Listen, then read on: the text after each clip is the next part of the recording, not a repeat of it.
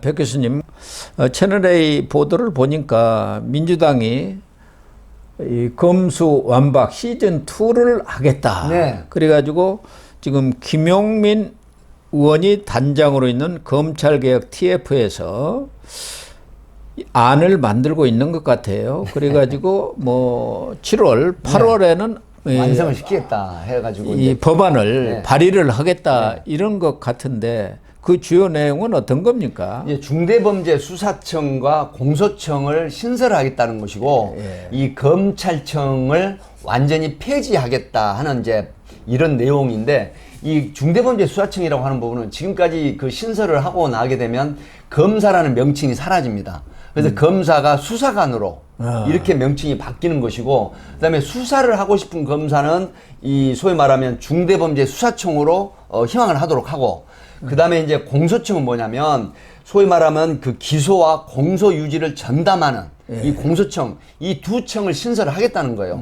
그러니까 검찰청을 폐지를 하고 이 중대범죄수사청과 공소청을 신설을 하겠다. 그러면 검사의 직함을 가지고 있는 사람이 사실은 공소청의 공소 유지와 그 다음에 기소를 담당 그런 검사가 되는 것이고, 그 다음에 중대범죄수사청은 수사를 통해서 이 소위 말하면 공소청에 넘기는 역할을 하겠다라고 하는 이 부분인데, 이 지금 또 하나 나오는 게 뭐냐면은, 아니 검사가 돼가지고 경찰은 상급 4급 같으면 적어도 경찰서장급인데 곧바로 3, 4급으로 보임이 돼가지고 하는 부분도 상당히 형평성이 어긋난다 하는 부분인데, 더불어민주당 검찰개혁 TF 단장이 김용민 의원은 사실 철험에 소속을 했거나 강성이지 않습니까? 네, 강성이죠. 이런 부분에 이제 수사기소 분리법에 더 나가서 이 검찰개혁 2, 그런데 이게 현실적으로 과연 법안이 발의된다고 하더라도 여러 가지 비판의 그 직면을 할 가능성이 높고,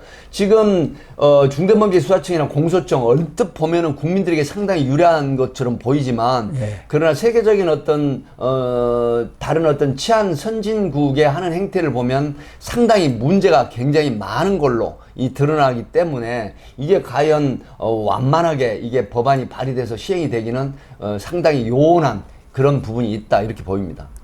그러니까 이 패스트 트랙을 통해서 검수완박 시즌 1이 됐었지 않습니까? 네네. 그래서 사실은 검찰이 수사권이 대폭 축소가 됐어요. 축소가 됐죠. 지금 2개 정도로 물론 압축이 한동훈 법무부 장관 당시 시행령을 개정을 해가지고 네, 조금 지금 4가지로 늘었습니다. 좀 넓히기는 했지만 네. 그래도 과거에 비해서는 엄청나게 지금 엄청나게 축소된 상황인데 그것도 지금 수사권을 아예 없애버리겠다는 거 그렇죠. 아닙니까? 네. 그러니까 검찰청이라든가 검사라는 이름 자체를 완전히 소멸시켜 버린다는 거죠. 이거는 어떻게 보면은 이거 조국도 똑같지 않습니까? 이 검찰청을 없애갖고 기소청만 두겠다고 기소청만 하는 게 이제 두겠다고 조국 혁신당의 방침이란 말이에요. 어떻게 보면 맥락이 같아요. 다만 그러니까. 더불어민주당은 중대범죄수사청에서 수사를 할 수 있도록 하겠다라는 건데, 조국 혁신당 쪽에서는 검찰의 수사 자체를 폐지시키고 기소청만 설립을 해서 이 수사기관에 수사하는 걸 기소할 수 있도록 하겠다, 이런 맥락이죠. 이 점에 있어서는 이재명이나 조국이 이해가 지금 일치되고 있지 않습니까?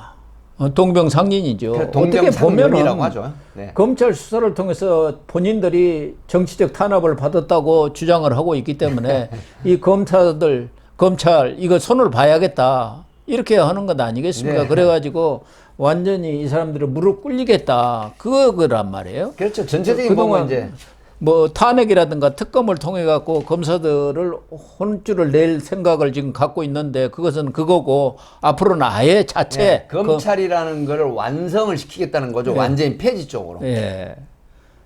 그렇게 돼서 검사도 없어지고 중수청으로 하면은 수사검사가 수사관이 되니까 집단 강등이 되는 것 아닙니까? 그렇죠. 집단 강등. 이것이 말씀하신 대로 선진국이라든가 또 지금까지 우리 사법 체계를 근본적으로 흔들어 부정을 하는 것이죠. 완전히 파괴하는 거죠. 그리고 자기들이 범죄를 저질러 갖고 정당한 수사를 통해서 검사들이 재판을 하는 게 아니지 않습니까? 그렇습니다. 검사들은 기소를 한단 말이에요. 수사 혐의가 있고 그게 고발이 고소가 됐으니까. 그래가지고 지금 다 법원을 통해서 판결을 받은 거 아닙니까? 조국도 2년을 받았고 1, 2심을 통해서 이제 대법만 남겨놓고 있고, 지금 이재명이도 4개 재판을 지금 받고 있는 그런 상황.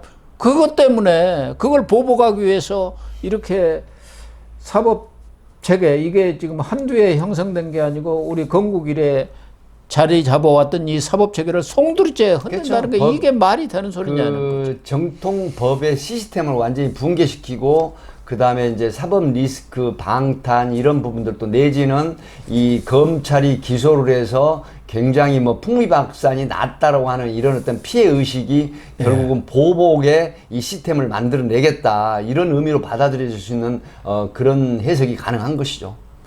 더군다나 뭐 김영민이 이 사람이 뭐 법조인 출신이기는 합니다만은 뭐 판검사를 한 사람은 아니잖아요. 아니죠. 그냥 뭐 변호사 출신에서 변호사 한 사람이고 특히 이번에도 보면은 이 검찰 출신들이 검찰 독재 공화국이라 그러는데 검찰 출신 국회의원이 지금 저 민주당에 아주 그냥 버글버글합니다. 그 사람들이 지금 다 앞장서고 있잖아요.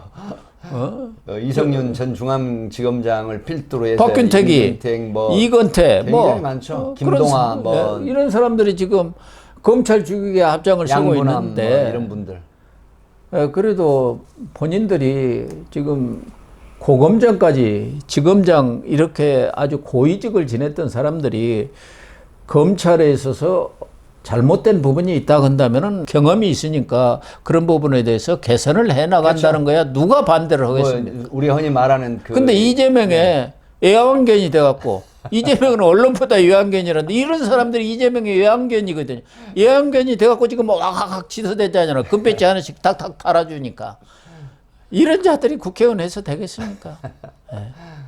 정말 상식을 가지고 얘기해. 국민의 눈높이에 맞게 무슨 정치를 해야죠. 어떤 정말 그 레볼루션이라고 하죠. 혁명적인 이런 어떤 그 법체계 붕괴라고 하는 부분은 결국 국민들한테 도움이 안 되고 또 국익 차원에서도 여러 가지 불안 요소를 가중시키는 그럼요. 요소가 됩니다. 네. 그렇기 때문에 이런 부분에 정말 그 혁명적인 이런 어떤 법체계 붕괴는 정말 국민을 불안하게 하는 요소다라고 하는 말씀을 한 번 더 드리고 싶습니다. 192석의 의석을 갖고 있다고 해가지고 모든 것을 자기 뜻대로 마음대로 해버린다 한다면은 그건 민주주의가 아니죠. 그렇죠. 다수당의 행포라고도 볼 수가 있죠. 그러니까 합리적이고 상식선에 의한 이런 어떤 법 개정이라든가 법안 발의라고 하면 동의를 구할 수도 있고 또 지지를 얻을 수도 있지만 정말로 그 어떤 사법 리스크나 방탄 그리고 이 법 적용에 대한 보복 심리 이런 걸로 법안을 만들고 신설한다고 하는